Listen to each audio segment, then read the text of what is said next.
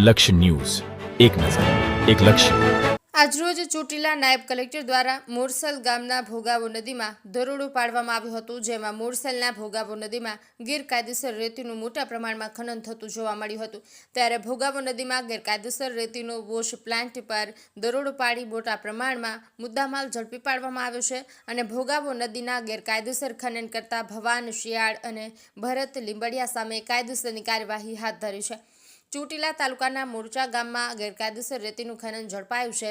મોરસર ગામની ભોગાવા નદીમાં ગેરકાયદેસર રેતી ખનન અને વોશ પ્લાન્ટ પર પ્રાંત અધિકારી દ્વારા રેડ કરવામાં આવી હતી. આ રેડમાં ચોટીલા પ્રાંત અધિકારી અને ચોટીલા મામલતદારની સંયુક્ત ટીમ દ્વારા કાર્યવાહી હાથ ધરી હતી અને ભોગાવા નદીમાંથી ખનન કરી અને પ્રાથમિક સ્કૂલની બાજુમાં વોશ પ્લાન્ટમાં રેતી લાવવામાં આવતી હતી. આ બાતમીના આધારે રેડ કરતા રેડ દરમિયાન 16 ટ્રેક્ટર, એક જેસીબી, એક લોડર વોશ પ્લાન્ટની મશીનરી સહિતનો મુદ્દામાલ ઝડપીને સીઝ કરવામાં આવ્યો છે.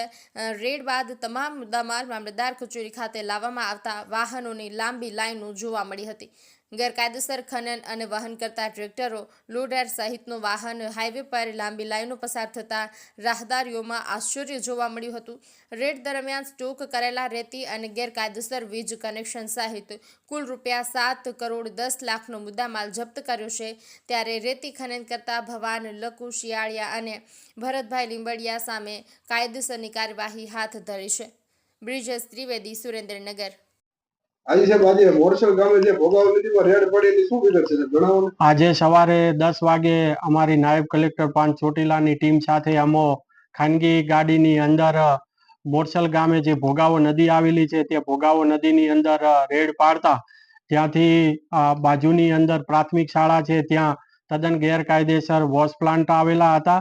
તેમજ ભોગાવો નદીમાંથી ગેરકાયદેસર રેતીનું ખનન કરી અને એ પ્લાન્ટ ખાતે પણ લાવવામાં આવતું હતું અને જે રેડ પાડતા જે ટ્રેક્ટર 16 છે, ડમ્પર 5, જેસીબી 1 તેમજ લોડર મશીન 1 અને વોશ પ્લાન્ટની મશીનરી તેમજ ગેરકાયદેસર વીજ કનેક્શન આવી કુલ 7 કરોડ ને 10 લાખની જે મુદ્દામાલ છે એ જપ્ત કરવામાં આવેલો છે અને આ તમામે તમામ મુદ્દામાલ જપ્ત કરી તેમજ રેતીના જે સ્ટોક છે એ પણ સીઝર હુકમ કરી અને મામલતદાર કચેરી ખાતે ચોટીલા ખાતે ખસેડવામાં આવેલ છે.